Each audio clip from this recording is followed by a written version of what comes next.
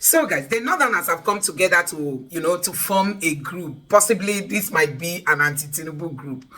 And some of them were granted interview after this session. And one of the things they mentioned is that they gave Tinubu the highest of the votes, but they are not getting anything from it. So possibly this is like, from this group, it might mature to a political party because they feel they are not being carried along by the Tinubu's administration in terms of projects, in terms of positions and all that. I'm going to let you watch this video, but at the end of this video, I want you to drop your comments. What's your honest, reaction to this? Because I believe that the North has had enough of, call it the power, call it the projects, call it whatever. I mean, the national cake, the North does not have the oil upon which Nigeria depends in terms of, their financial whatever. But the North enjoys most of the money coming from oil. You see, majority of the key positions, when you talk of the EFCC, you talk of police, IGP, you talk of the military, you talk of so many things, even if it's not on that Tinubu, on a general note, all of those positions, have always been held by a Northerner. And now they feel they are not getting enough of all those again. And they are coming together to form a coalition, or will I call it a pressure group, that possibly might stand against Tinubu come 2027. Anyway, let's watch out to see how all this play out. But for me, I would say, imagine if the North were to be experiencing what the Southeast is going through. Imagine if the North were to be passing through the level of marginalization that the Southeast has experienced these years. I mean, the Southeast is just being cut off from the existence of this country. You don't feel the presence of the federal government. Projects are not going on. We saw during the Buhari's administration, most of the things he did were mostly in the North and some of them in the Southwest. But you see, for the Southeast, it has just been you people go and take care of yourselves. I mean, that has been the experience. So you can imagine if the North was to be going through what the Southeast is going through. I just wonder what would have been happening in this country by now. So just take a look at this video and let me know your honest reaction to this. Do you think this is really the right way, or they would have? Let me know your thoughts. And we feel strongly too that the man who owned the fowl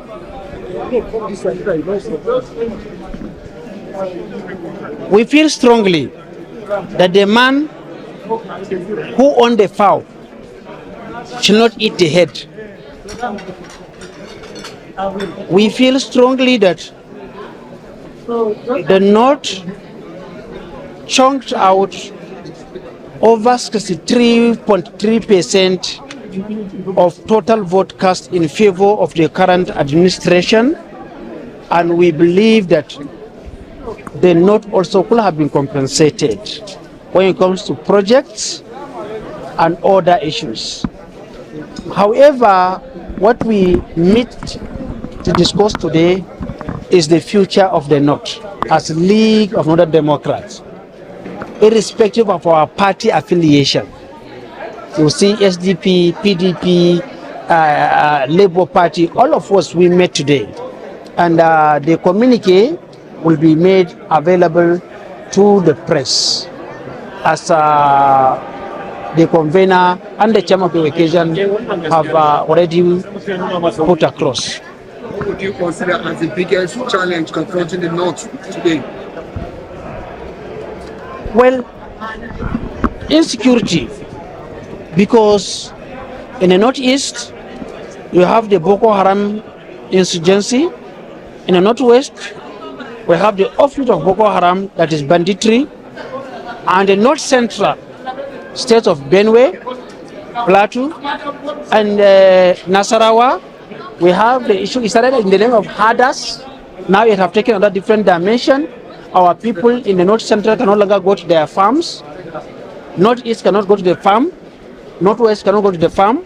So our vast land will now be left uncultivated because of insecurity. It remains a very serious challenge. And government are doing so much, but we feel they should do more. Yes. Thank you so much, sir. Thank you. Thank you.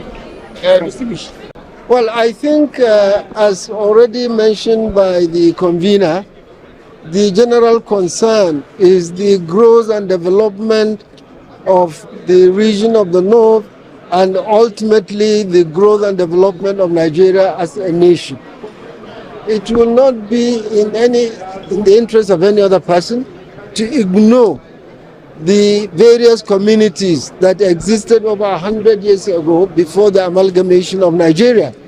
So we've come together to analyze and review the problems bedeviling the northern part of Nigeria. And we felt we need to come up with possible strategies to improve on the following areas. We said we need to embark on the strategy of general societal orientation to enlighten the people as to rising up to what exactly are their basic challenges and basic needs. Number two, we felt that we need to address and enlighten the people on the need for good governance. Number three, we thought we need to enlighten the people on the growth of the economy, wealth creation. Because no matter how good a president is, or a governor is, or chairman of a local government, if you don't have a sound economic environment, there is nothing you will do today without resources. So we need to identify how do we boost the area of the economy. Number four, we felt the issue of education is relevant. Education is the most important vehicle of change in any society. And we must sit up to ensure that the correct education, functional education, is really impacted on the generality of the people. Number five, we felt that there is need to address the issue of insecurity. And number six, we thought the issue of unity of any community is very important. People have to come together to accept the need to work together, put aside any differences, ethnic, religious, diversity, and almost every other thing. We need to understand that we need to survive as a people, as citizens, not only of the North, but the entire federation. And therefore, and we said we should set up another committee, that's the seventh committee, that will liaise and sensitize all our elected people, be it the legislators, be it the executive, elected right from the president, the legislators, the governors, the local government, so that at least they will appreciate and identify with the aspirations of the people. A situation whereby a chief executive will decide what project, what program, what policy on his own that is not necessarily people-oriented has to change. And we need a group, a team that will liaise with them to remind them of this fact. So these are the 7 committees that we said will be setting up with a clear, identified objective and terms of reference. And we're going to give them some time frame within which to bring the report. The same General Assembly of the League of Northern Democrats will be convened. We discuss the report.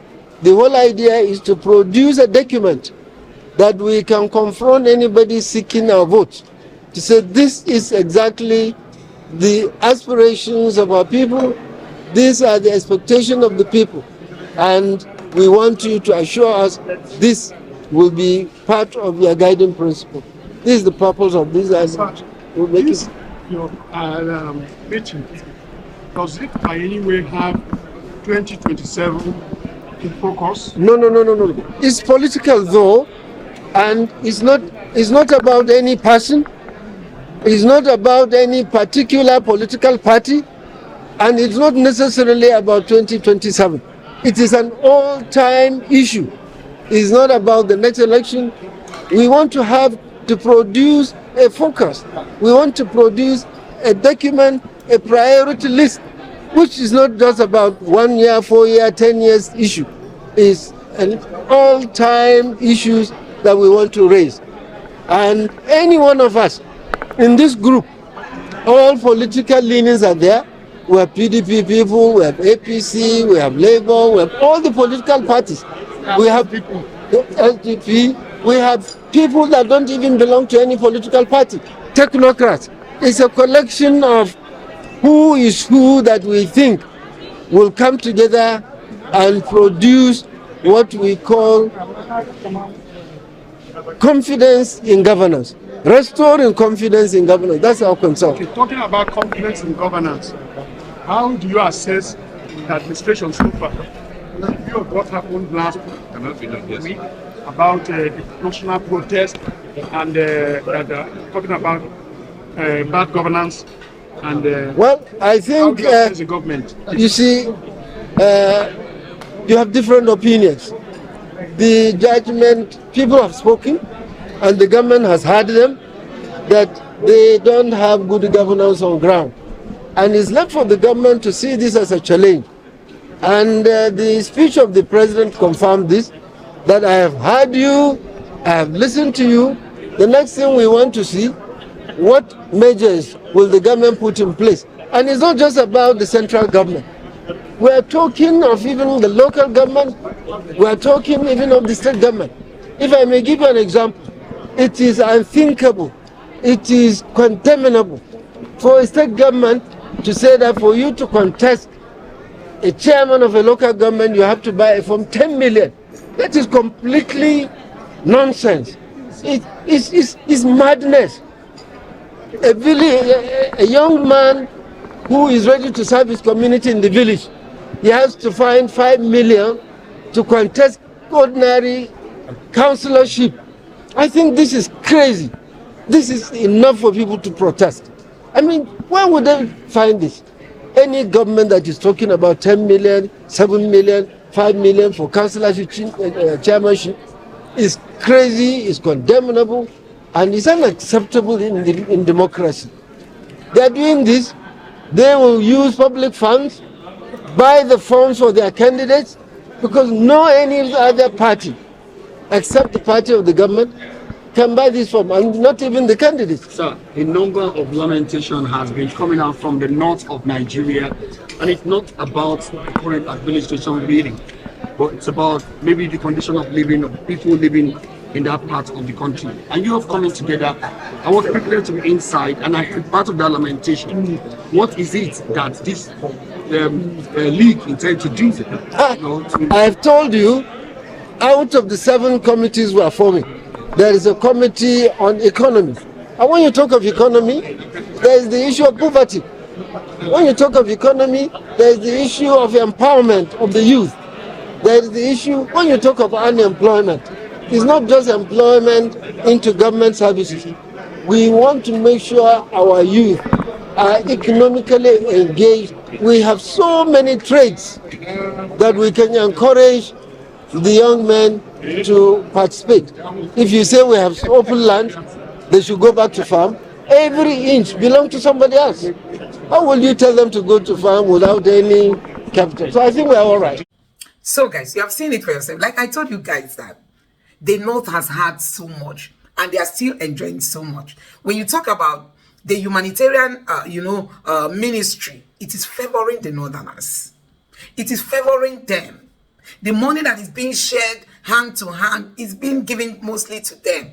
I know that the heads of the ministries, they've been stealing theirs, but majority of that money goes to the people in the North. And you talk about political positions. Look at the Senate. The North has the most number.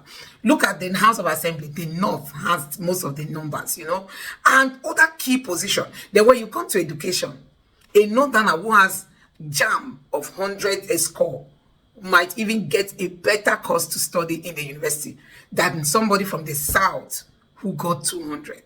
That's to tell you that the North has always enjoyed. When you go to the North, you see majority of their roads are clean and neat.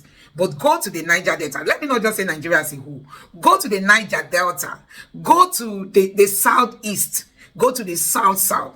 These are the places where this oil is being, extracted from. But go to those places and go and see how people are living. Go and see the state of the schools in this environment. Go and see that some of them do not even have common potable water. I mean, borehole water.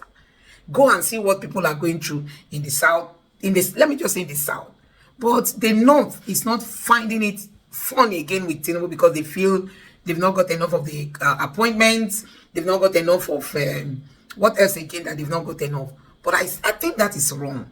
It is really wrong for them to like, they don't want to feel what other people have been feeling for years. I mean, imagine the North experiencing what the Southeast has been going through for years. No government has ever, I think it is only Jonathan who tried to appoint some, not a Southeasterners. But since Jonathan left, it's been hell, not to talk of projects in the Southeast. And when you go to places like Enugu, look at the UNN that people come out to boast about. Go to that school, you'll be ashamed to be there. These are projects, I mean signature projects that the government is not supposed to play with. But guess what? This politics of a thing, everything we do in this country is politicized. Every action Tinubu is taking today is being taken ahead of 2027. He wants everybody to favor him. He wants things, not because, we've not even seen them doing anything, but the little he feels he's doing it to compensate people, to say thank you for those that helped us so that they will help us again in 2027. So guys, the kind of politics in Nigeria is just the messy one. I mean, it's never encouraging. And guess what? The young generation are growing and they are seeing all these things and they are learning because there's no system in place. Let me know what you think about this in the comment section below. Please don't forget to subscribe to the channel, turn on the notification bell. Thank you.